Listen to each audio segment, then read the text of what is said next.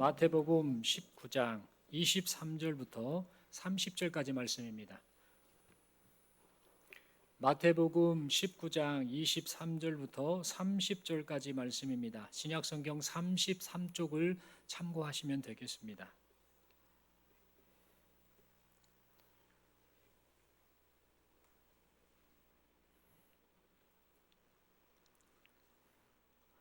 우리 한 절씩 교독하겠습니다. 예수께서 제자들에게 이르시되 내가 진실로 너희에게 이르노니 부자는 천국에 들어가기가 어려우니라. 다시 너희에게 말하노니 낙타가 바늘기로 들어가는 것이 부자가 하나님의 나라에 들어가는 것보다 쉬우니라 하시니 제자들이 듣고 몹시 놀라 이르되 그렇다면 누가 구원을 얻을 수 있으리까?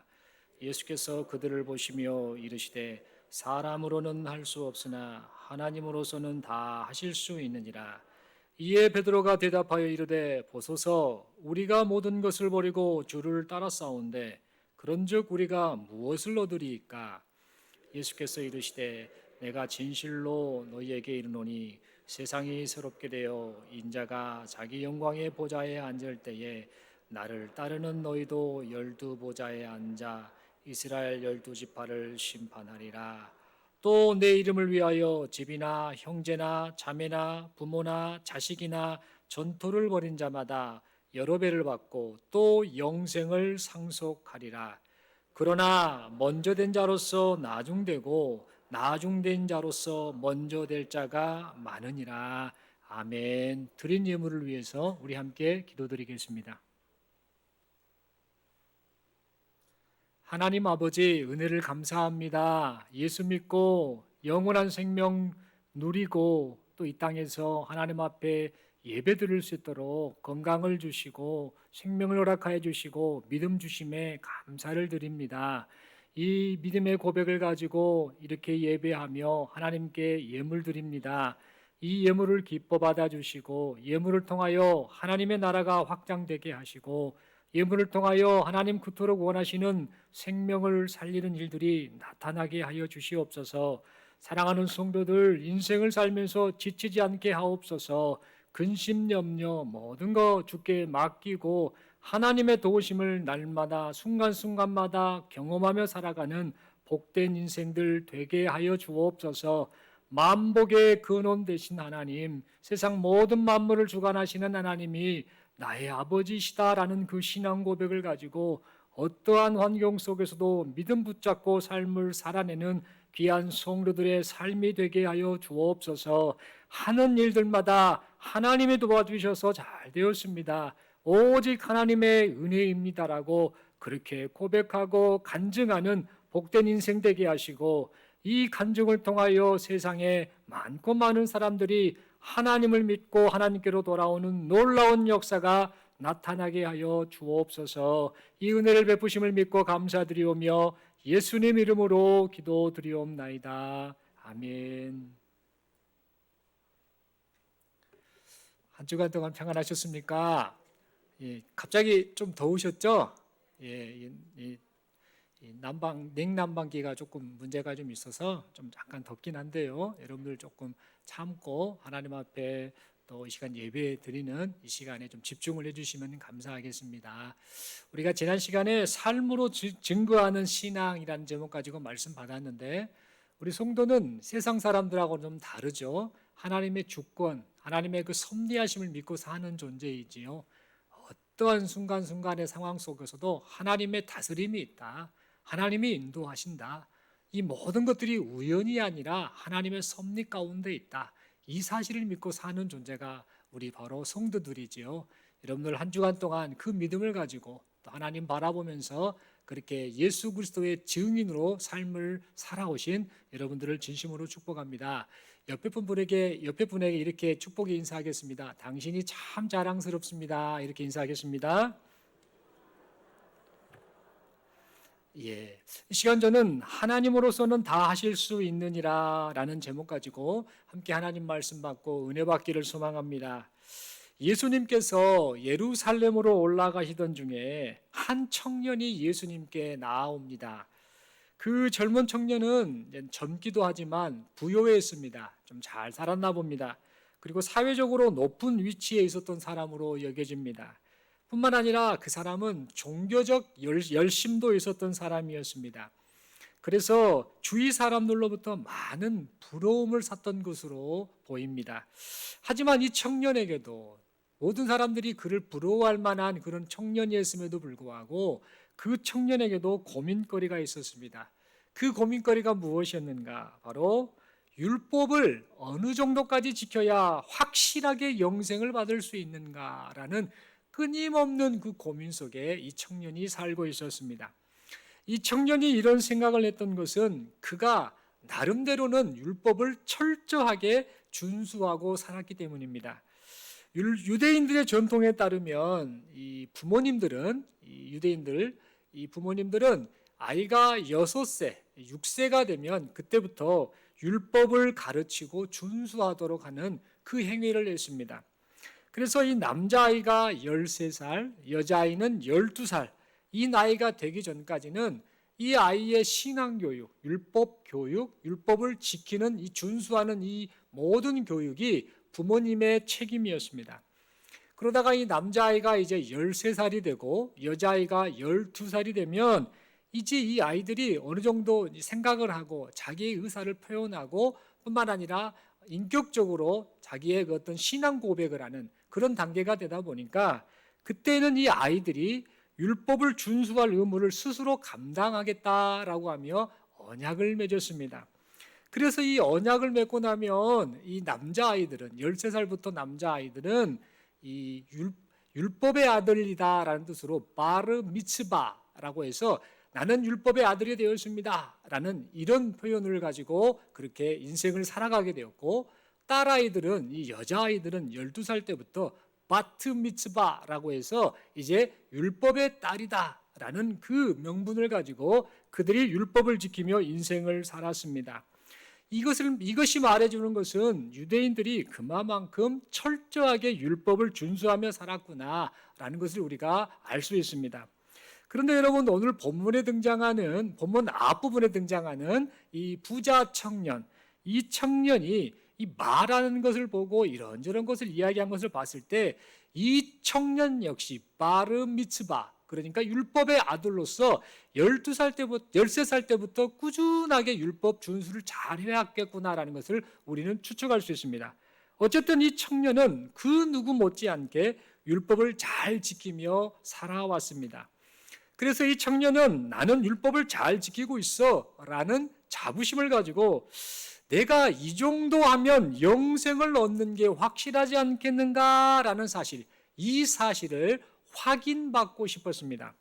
그래서 당대 최고의 랍비로 지금 여겨지고 있는, 예수님이 인기가 너무 많았지 않습니까 당시에? 그래서 최고의 랍비가 아닌가라는 그런 인기가 있는 예수님께 지금 나아왔던 겁니다. 그리고 예수님을 향해서 이렇게 말을 합니다. 선한 선생님이여, 내가 무엇을 하여야 영생을 얻으리까? 라고 그렇게 물었습니다. 그런데 이 청년의 이러한 질문을 듣고 예수님께서는 하나님 한 분 외에는 선한 이가 없다라고 그렇게 말씀하셨습니다. 예수님께서 이렇게 말씀하신 것은 그 청년으로 하여금 인간이 말이다, 인간이 아무리 선한 일을 행한다 할지라도 영생을 얻을 수 없다라는 사실을 깨닫게 해주시기 위해서 이렇게 말씀하셨던 겁니다. 그리고 이 사실을 확인시켜 주시는 차원에서 내가 지금 스스로 계명을 잘 지켰습니다 라며 의기양양했던 이 청년에게 예수님께서는 재물을 팔아서 가난한 사람들에게 나누어 주어라 라고 그렇게 말씀하셨습니다. 그러자 자기가 지금 스스로 나는 율법을 너무 잘 지키고 있다라고 하면서 5계명부터 10계명까지 이 이웃사랑에 대한 계명을 잘 지켰다고 확신했던 이 청년은 재물에 대한 욕심을 내려놓지 못해서 근심하면서 그 자리를 떠나고 말았습니다. 참 안타까운 모습이었죠. 이렇게 이 청년이 떠난 후에 예수님께서는 제자들에게 부자 청년이 말한 영생에 관하여서 더 분명하게 가르쳐 주시기 위해서 부자 청년의 모습을 빗대어서 다시 한번 제자들에게 말씀해 주셨습니다. 낙타가 바늘기로 들어가는 것이 부자가 하나님 나라에 들어가는 것보다 쉽다라고 말씀하셨습니다. 그러자 이 제자들이 당황합니다. 저 부자 청년이 하나님 나라에 들어가지 못한다면 누가 하나님 나라에 들어가겠는가? 어휴, 그럼 영생을 얻으려면 어떻게 해야 되는가? 라고 하면서 답답한 마음을 갖게 되었습니다. 그러자 예수님께서는 사람으로는 할 수 없으되 하나님으로서는 다 할 수 있다라고 그렇게 말씀해 주셨습니다. 즉, 사람이 구원을 받아서 하나님 나라에 들어가는 것은 사람의 노력으로 되는 것이 아니라 오직 하나님의 은혜로 되는 것을 지금 이 말씀을 통해 나타내 보여주셨던 겁니다. 여러분, 예수님께서 이 정도 말씀하시면 제자들이 그렇지, 오직 하나님의 은혜 때문에 우리가 하나님 나라에 들어가게 되었구나 라고 하면서 하나님의 은혜에 감사하는 고백을 해야 할 것인데, 제자들 가운데 이 베드로가 예수님을 향해서 자기를 자랑하듯 다시 한번 예수님께 말을 건넵니다. 예수님, 보세요. 우리는 지금 모든 것을 버리고 주님을 따랐습니다 라고 그렇게 예수님께 말을 하게 됩니다. 여러분, 이 말의 의미는요, 저 청년, 부자 청년은 재물을 포기하지 못하고 주님을 떠나버렸지만 우리는 모든 것을 다 포기하고 주님을 따르고 있지 않습니까? 우리 잘했죠? 라는 의미로 했던 말이었습니다. 여러분, 실제로 이 제자들의 모습을 보면은요, 이들이 정말 주님을 열심히 따랐음을 보게 됩니다. 마가복음 1장 16절에서 20절 말씀을 보면 제자들은 나를 따르라 라는 이 예수님의 말씀에 그들의 모든 것을 다 버려버렸습니다. 그물을 버렸고 배를 버렸고 자신의 가족을 뒤로 하고 주님을 따랐음을 이 마가복음 1장 16에서 20절 말씀을 통해 우리는 확인할 수 있습니다. 그래서 우리 예수님께서는 이 제자들의 그 삶의 과정을 보셨지 않습니까? 그래서 모든 것을 포기하고 주님을 따랐다라고 말하는 베드로의 이 말을 듣고요, 베드로와 그 제자들을 향해서 축복의 말씀을 해주셨습니다. 마태복음 19장 29절 이 말씀이 이렇게 말하지요. 또 내 이름을 위하여 집이나 형제나 자매나 부모나 자식이나 전토를 벌인 자마다 여러 배를 받고 또 영생을 상속하리라. 이렇게 축복의 말씀을 하시고 나서 계속해서 그 다음 말씀을 이어가셨습니다. 30절 말씀이죠. 그러나 먼저 된 자로서 나중되고 나중된 자로서 먼저 될 자가 많으니라 라고 이렇게 말씀하셨습니다. 왜 이 말씀을 하시다 이 먼저 된 자가 나중되고 나중된 자가 먼저 된 자가 많을 것이다 라는 이 애매한 말씀을 하셨을까? 우리도 참 궁금한데 이 제자들도 아마 이게 궁금했을 것입니다. 그래서 그런지 우리 예수님께서 이 말씀의 의미를 더욱 분명하게 가르쳐 주시기 위해서 계속해서 오늘 본문의 뒷부분에 나온 포도원 품꾼에 관한 이야기를 계속해서 말씀해 주셨습니다. 예수님께서 말씀해 주신 포도원 품꾼 이야기의 내용을 간단히 요약하면 다음과 같습니다. 포도원 주인이 있었는데 이 포도원 주인이 이 유대인들의 시간대로라고 한다면 3시, 6시, 9시, 11시에 걸쳐서 지금 그냥 자기를 고용할 사람을 기다리면서 놀고 서 있는 이 사람들을 이 포도원 주인이 각각 포도원 품꾼으로 삼아주면서 일이 끝났을 때에 한 데나리온씩을 주겠습니다라고 그렇게 약속을 하였습니다. 그런데 일이 끝날 무렵에 포도원 주인이 약속대로 먼저 온 일꾼이나 또 나중에 온 일꾼에게 동일한 한 데나리온을 주자 먼저 온 일꾼들이 그만 불평불만을 늘어놓고 말았습니다. 먼저 온 일꾼들이 불평불만을 쏟아낸 이유는 비록 이 포도원 주인으로부터 한 데나리온의 품삯을 받기로 약속을 받았지만 늦게 온 사람들을 보니까 그들이 자기보다 일찍 온 것도 아니고 또 일도 많이 한 것도 아닌데 그들이 자기와 똑같은 한 데나리온을 받다 보니까 그들은 나는 더 많은 품삯을 받아야 하는 것이 당연한 것이 아닌가라고 그렇게 생각을 했기 때문입니다. 그들 마음속에는 나는 뒤늦게 온 사람들보다는 좀 더 낫다라는 자기 우월감이 꽉 차 있었던 것입니다. 그래서 이 먼저 온 품꾼들은요, 늦게 온 품꾼들보다 더 많은 데나리온을 받을 것을 기대하다가 기대와는 달리 더 많이 받지 못하자 결국에는 포도원 주인을 향해서 원망을 하고 말았습니다. 사실 그들은 일할 곳이 없었지요. 그래서 빈둥거리고 있었지요. 그런데 그들을 불러서 일꾼 삼아 하루라는 일을 다 하지도 않았음에도 불구하고 하루치 품삯인 1데나리온을 준 포도원 주인의 은혜를 그들은 잊고 있었던 것입니다. 그런 품꾼들을 향해서 포도원 주인은 그들의 불평불만이 옳지 않음을 말하였습니다. 그래서 이렇게 이 포도원 품꾼에 관한 이 이야기, 예수님의 이야기가 이렇게 끝이 나는데, 예수님께서는 이렇게 포도원 품꾼에 관한 이야기를 하신 후에 아까 말씀드렸던 다시 한번 먼저 된 자로서 나중되고 나중된 자로서 먼저 될 자가 있다라는 말씀을 재차 말씀하셨습니다. 그렇다면 여러분, 예수님께서 이 포도원 품꾼 이야기를 통해서 지금 제자들에게 하고 싶으신 그 말씀이 도대체 무엇일까요?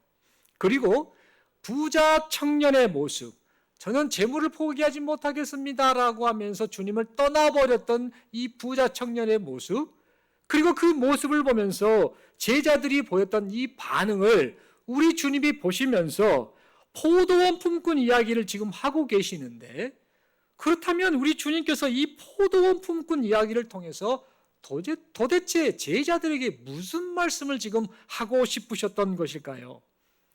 여러분, 이 포도원 품꾼 이야기는요, 각각의 사람들이 포도원에서 일하는 품꾼이 된 것은 오직 포도원 주인의 은혜 때문이다라는 사실을 말해주고 있습니다.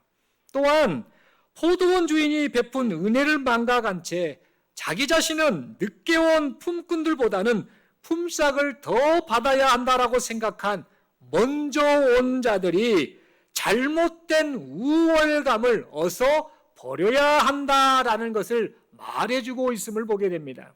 다시 말해서 품꾼들이 자격이 있어서 포도원에 들어온 것이 아니고 자격이 있어서 하루치 품삯을 받게 된 것이 아니다라는 사실을 말해주고 있는 것이죠. 여러분, 이 포도원 품꾼 이야기에 나온 이 품꾼들의 특징은요, 모두가 놀고 서 있었다라는 사실입니다. 그들은 우리나라 시간으로요, 이 고용된 시간이 지나버린 아침 9시, 낮 12시, 오후 3시, 오후 5시에 그 시간에 그들은 각각 놀고 그냥 서 있었습니다. 고용을 받고 싶은데 고용되지 못한 상황에서 집으로 가지도 못한 채 어떻게 해서든지 하루 품삯을 받기 위해서 그렇게 고용주를 기다리면서 그냥 시간을 보내며 그렇게 서 있었던 겁니다. 마태복음 20장 3절 말씀이 그렇게 말하고 있습니다. 또 제3시에 나가보니 장터에 놀고 서 있는 사람들이 또 있는지라. 6절에서 계속해서 말합니다. 제11시에도 나가보니 서 있는 사람들이 또 있는지라. 이르되 너희는 어찌하여 종일토록 놀고 여기 서 있느냐. 한마디로 말해서 이 품꾼들은요, 품꾼으로 쓰임받지 못한 채 그냥 그렇게 놀고 서 있었던 안타까운 처지였던 겁니다. 그런데 여러분, 놀고 서 있는 이 사람들을 포도원 주인이 불쌍히 여겼습니다. 그래서 그들을 품꾼으로 불러주었습니다. 마태복음 20장 2절 말씀이 말합니다. 그가 하루 한 데나리온씩 품꾼들과 약속하여 포도원에 들여보내고, 4절에서 말합니다. 그들에게 이르되 너희도 포도원에 들어가라. 내가 너희에게 상당하게 주리라 하니 그들이 가고, 7절에서 말합니다. 이르되 우리를 품꾼으로 쓰는 이가 없음이니이다. 이르되 너희도 포도원에 들어가라 하니라. 이처럼 포도원 주인은요, 일할 곳이 없어 놀고 그냥 서 있는 사람들을 긍휼히 여겨서 포도원에서 일하는 품꾼이 되게 했습니다. 그런데 먼저 포도원 품꾼이 된 사람들은 포도원 주인을 향해서 그만 불평불만을 쏟아내고 말았습니다. 여러분, 왜 그랬을까요? 여러분 추측이 가시지요? 그 이유는 자신들에게 베푼 이 포도원 주인의 은혜를 잊고 있었기 때문입니다. 그들은 포도원 주인의 은혜를 망각하다 보니까 자신들이 지금 늦게 온 포도원 품꾼들보다 더 많은 품삯을 받아야 한다라고 생각을 했습니다. 은혜를 잊어버리니까 이런 배은망덕한 모습을 보이고 말았던 겁니다. 그런데 여러분, 우리 예수님께서는 이 포도원 품꾼 이야기를 통해서 더 많은 품삯을 요구하는 먼저 온 품꾼들의 모습이 바로 우리는 저 부자 청년과는 달리 모든 것을 버리고 주를 따라 싸우니 이제 우리가 남들보다는 더 큰 보상을 받는 것이 당연하지 않겠습니까? 라고 말하는 제자들의 모습과 똑같다라는 사실을 간접적으로 지금 말씀하시고 있음을 보게 됩니다. 여러분, 이 제자들의 삶을 보면은요, 제자들이 예수님을 믿고 따르게 된 것은 오직 제자들을 긍휼히 여기신 주님의 은혜 때문이었습니다. 제자들은 본래 물고기 잡는 어부에 불과했습니다. 마가복음 1장 16절 말씀이 말합니다. 갈릴리 해변으로 지나가시다가 시몬과 그 형제 안드레가 바다에 그물 던지는 것을 보시니 그들은 어부라. 여러분, 이들은 그저 어부에 불과했던 존재였습니다. 그런데 우리 주님께서 그들을 사람을 낚는 어부가 되게 하셨습니다. 마가복음 1장 17절 말씀입니다. 예수께서 이르시되 나를 따라오라. 내가 너희로 사람을 낚는 어부가 되게 하리라 하시니, 이처럼 예수님께서 제자들을 불쌍히 여겨 먼저 찾아와 주시고 그들을 불러주시고 그들을 주님의 일꾼으로 삼아주셨습니다. 그리하여서 제자들이 예수님을 믿고 따르게 되었습니다. 이 모든 것이 제자들을 긍휼히 여기신 주님의 은혜 때문이었습니다. 그런데 제자들은 비천한 어부에 불과했던 자신들을 먼저 찾아봐 주시고 구원해 주시고 사람 낚는 어부로까지 삼아 주신 예수님의 은혜를 그만 망각하다 보니 마치 먼저 온 품꾼들이 늦게 온 품꾼들보다 더 많은 품삯 받기를 요구했던 것처럼 지금 자신들이 주님을 따르기 위해서 모든 것을 포기했으니까 부자 청년을 비롯한 다른 사람들보다는 당연히 무언가 더 커다란 대가를 받아야 하지 않겠느냐라며 예수님을 향해 황당한 요구를 하고 말았습니다. 여러분, 이것은 제자들의 이 마음 중심에 무엇이 있었는가? 무엇이 꽉 자리 잡고 있었는가? 그것은 바로 하나님의 은혜보다는 자신들이 행한 행위에 이 모든 가치를 두고 있었음을 보여주는 그런 대목입니다. 여러분, 이 모습은 누구와 같은가? 십계명을 비롯한 율법을 잘 지켰으니 내가 이 정도 하면 영생을 얻는 것이 확실하겠지요? 라고 물었던 부자 청년의 모습과 전혀 다르지 않은 그런 모습이었던 겁니다. 그래서 우리 주님께서는 말씀하십니다. 먼저 되고 나중 되는 것이 중요한 것이 아니야. 지금 그 말씀을 하시는 겁니다. 먼저 되고 나중 되는 것이 중요한 것이 아니다. 사람이 영생을 얻게 된 것은 사람의 노력, 행위 때문이 아니다. 오직 너희를 불쌍히 여기시는 하나님의 은혜 때문이다. 네 공적은 없다. 네 노력으로 부름받은 것이 아니다. 네 노력으로 하나님의 백성이 된 것이 아니다. 그러니까 이 사실을 잊지 말아라 라는 의미로 먼저 된 자가 나중 되고 나중 된 자가 먼저 된다라고 말씀하셨습니다. 다시 말해서 자신이 남들보다 신앙적 열심과 행위가 좀 더 낫다라고 그런 착각을 제발 하지 말아라 라는 의미로 그렇게 말씀하셨던 것입니다. 여러분, 예수님께서는 먼저 된 자든지 아니면 나중 된 자든지 하나님께서 보시기에는 모두가 동일한 긍휼의 대상이다라는 사실을 가르쳐 주시기 위해서 먼저 된 자가 나중 되고 나중 된 자가 먼저 된다라는 이 말씀을 하셨던 겁니다. 여러분, 예수님께서는 포도원 주인이 그냥 놀고 서 있는 이 사람들을 4번씩이나 부르러 찾아간 행동을 말씀하시면서 인간을 향한 주님의 마음이 어떠한지를 분명하게 나타내 보여주셨습니다. 여러분, 이 포도원 주인이 일할 곳이 없어서 그냥 놀고 서 있는 사람들을 포도원 품꾼으로 부른 진짜 이유가 무엇일까요? 도대체 왜 포도원 주인이 이 포도원 일꾼으로 이 쓰임받은 사람들을 부른 진짜 이유가 무엇이냐 이 말입니다. 포도원 주인이 놀고 서 있는 사람들을 품꾼으로 부른 이유는요, 일을 시키는 것이 주된 목적이 아니었습니다. 포도원 주인이 놀고 서 있는 사람들을 품꾼으로 부른 이유는요, 하루 벌어서 하루 사는 사람들, 오늘 돈을 벌지 못하면 처자식을 먹일 수 없는 사람들, 오늘 돈을 벌지 못하면 하루를 살 수 없는 이 사람들, 이 사람들에게 품삯을 주어서 그들이 생계를 유지하게 하기 위함이었습니다.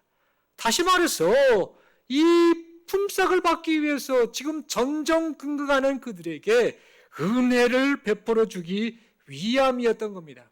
그래서 이 포도원 주인은요, 오전 9시에 부른 이 품꾼을 비롯하여 오전 5시에 맨 마지막으로 부른 품꾼에게도 똑같은 한 데나리온이라는 하루 품삯을 지급하였던 것입니다. 이것이 의미하는 바가 뭐냐? 먼저 된 자나 나중된 자나 모두가 똑같은 하나님의 긍휼의 대상이다라는 말씀입니다. 사랑하는 성도 여러분, 그러므로 우리는 우리를 향한 주님의 그 긍휼의 마음을 이 시간 잊지 말아야 합니다. 또한 나와 함께하는 다른 지체들을 향한 주님의 긍휼의 마음도 함께 잊지 말아야 합니다. 그리고 여기 함께 모인 우리가 주님을 향한 주님의 그 긍휼의 마음 때문에 복음을 듣게 되었고 예수님을 믿게 되었고 영생을 얻은 존재가 되었다는 사실을 잊지 말아야 합니다. 그리하여서 우리를 구원하신 주님의 놀라우신 은혜만을 일평생 찬양하고 감사하는 우리 모두가 될 수 있기를 바랍니다. 그런데 여러분, 만약 우리가요, 오직 주님의 은혜로만 영생을 얻게 된다라는 사실을 믿지 않는다라고 한다면요, 어떻게 되는가? 부자 청년의 그 모습을 그대로 따라하는 모습이 되고 마는 겁니다. 우리가 오직 주님의 은혜로만 영생을 얻게 된다는 사실을 믿지 않는다면 영생을 얻기 위해서 자신의 행위를 의지하고 그것을 영생의 조건으로 삼고 발버둥치다가 결국 온전하지 못한 자신의 부끄러운 모습 때문에 근심하고 떠나버린 그 부자 청년의 모습이 바로 우리의 모습이 되고 만다는 것입니다. 또한 만약 우리가 오직 주님의 은혜로만 영생을 얻게 되었다라는 사실을 망각하며 산다면요, 그것은 누구와 같은 모습으로 우리가 전락하고 마느냐? 바로 제자들의 모습과 먼저 온 품꾼들의 그 모습을 그대로 따라하는 모습이 되고 만다라는 사실입니다. 만약 우리가 오직 주님의 은혜로만 영생을 얻게 되었다라는 사실을 망각하고 산다면 우리는 저 부자 청년과는 달리 모든 것을 버리고 주님을 따랐으니 이제 우리가 남들보다는 더 큰 보상을 받는 것이 당연한 것 아니겠습니까? 라고 말했던 제자들.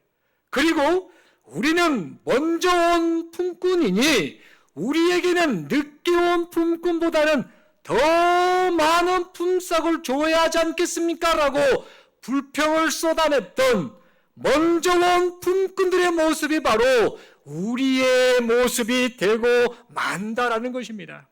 그리하여서 결과가 어떻게 나타나는가?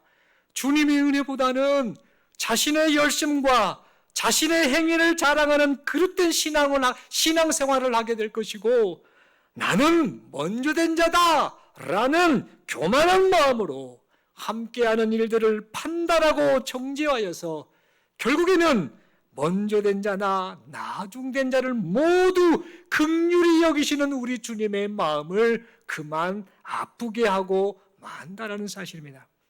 사랑하는 성도 여러분, 그러므로 이 시간 우리는 나 자신을 믿지 말아야 합니다. 내 자신을 절대 믿어서는 아니 된다는 겁니다. 오직 우리에게 영생을 주시는 예수 그리스도만을 믿고 의지해야 합니다. 여러분, 우리는 나 자신의 행위를 믿지 말아야 합니다. 아무리 잘난 그 행위를 할지라도 그 행위가 오히려 나에게 덫이 된다는 사실을 우리는 잊지 말아야 합니다. 우리는 나의 행위를 믿지 말고 오직 우리를 구원하시기 위해서 행하신 우리 주님의 행위만을 믿고 의지하여야 합니다. 그동안 살아오면서 내가 행했던 그 선행을 기억하지 말아야 합니다. 오직 주님께서 베푸신 은혜만을 기억하며 살아가는 우리 모두가 되어야 합니다. 그리하여서 주님이 주시는 영생을 얻고 누리는 그런 삶의 고백이 날마다 나타나는 우리 모두가 될 수 있기를 간절히 바랍니다. 또한 은혜로 구원하신 먼저된 자와 나중된 자 모두를 긍휼히 여기시는 주님의 마음을 깨달아서 서로를 소중하게 여기며 함께 더불어 하나님 나라 공동체를 이루어가는 우리 모두가 될 수 있기를 간절히 소망합니다. 그런데 여러분, 이 소망이요, 정말 간절히 소망하는데 이 소망이 그저 우리의 이상에 불과할 때가 있습니다. 그렇게 간절히 바라는데 현실로 이렇게 이루어지지 않는 것 같은 상황이 우리의 삶 속에서 그대로 나타난다는 겁니다. 왜 그럴까요? 그 이유는요, 사람이 죄성을 지닌 존재이기 때문입니다. 사람의 그 연약하고 악한 모습이 쉽게 바뀌지 않는다라는 것을 너무나 뼈저리게 느끼고 있기 때문입니다. 사람은 참 간사합니다. 변질은 왜 이렇게 잘하는지 모릅니다. 쉽게 변질은 되는데 좋은 쪽으로 변화는 잘 안 됩니다. 악한 쪽으로는 변질은 잘 되는 게 인간인데 좋은 쪽으로 변화는 잘 하지 않는 그 존재가 죄성을 가진, 죄의 잔재 때문에 그 영향을 받은 우리의 모습이라는 겁니다. 그러다 보니까 정말 이렇게 살고 싶습니다라는 소망을 갖는데 이 소망이 그저 이상에 불과할 때가 있다라는 겁니다. 그러나 사랑하는 성도 여러분, 우리는 결코 포기하지 말아야 합니다. 비록 사람이 이토록 연약한 존재라 할지라도 다 하실 수 있는 우리 하나님께서 사람을 변화시키실 것이기 때문입니다. 여러분, 주변에 복음을 거부하는 가족이 있습니까? 자녀가 그렇습니까? 이런저런 문제가 있습니까? 그들을 보면 괴로워합니까? 악한 마음과 습성에 바뀌지 않는 우리의 모습 때문에 괴롭습니까? 얽히고 설킨 인생의 문제 때문에 힘들어합니까? 그래서 도저히 이 소망이 그냥 이상에 불과하다라는 그런 생각을 가질 때가 있습니까? 그러나 여러분, 우리는 포기하지 말아야 합니다. 사람은 할 수 없으되 다 하실 수 있는 하나님께서 우리를 변화시켜 주실 것이기 때문입니다. 우리를 사망에서 생명으로 옮기신, 기적을 베풀어 주신 우리 하나님께서 우리를 변화시켜 주실 것이기 때문입니다. 그러므로 이 사실을 믿고 오직 하나님만을 바라보시기를 바랍니다. 오직 하나님의 은혜만을 구하시기를 바랍니다. 다 하실 수 있는 하나님께서 여기 모인 우리 모두와 우리와 함께 품고 기도하는 그들을 놀랍게 변화시켜 주실 줄로 믿습니다. 사랑하는 성도 여러분, 마지막으로 이렇게 이 사실을 믿고 다시 한번 서로에게 격려와 축복하는 마음으로 이렇게 인사를 하겠습니다. 우리는 못하지만 하나님은 하실 수 있습니다. 다시 한번 인사합니다. 우리는 못하지만 하나님은 하실 수 있습니다. 하나님의 은혜만을 바라봅시다. 하나님께 기도합시다. 이 고백을 가지고 우리 일평생 동안 오직 은혜만을 자랑하고 그 은혜 앞에 내가 어떻게 살 것인가를 하나님 앞에 고민하면서 우리에게 허락된 인생 시간을 다 하실 수 있는 그 하나님을 의지하며 살아가시는 저와 여러분들이 될 수 있기를 간절히 소망합니다. 기도드리겠습니다. 하나님 아버지, 은혜를 감사합니다. 말씀을 받으며 우리가 많은 고민에 빠집니다. 신앙생활하며 하나님의 은혜만을 자랑한다라고 그렇게 살았는데 살면서 어느 순간부터 내 행위를 의지하고 내가 마치 어떠한 자격을 갖춘 것이냐, 그렇게 신앙생활하고 있지는 않는가 우리 자신을 되돌아보게 됩니다. 은혜를 망각하다 보니 이제는 교만기가 올라오고 그래서 나보다 약한 자들을 정죄하고 판단하고 하나님 앞에 교만을 떨고 있지는 않았는가 심히 두렵고 죄송한 마음을 가지고 이 시간 고백합니다. 은혜를 베풀어 주옵소서.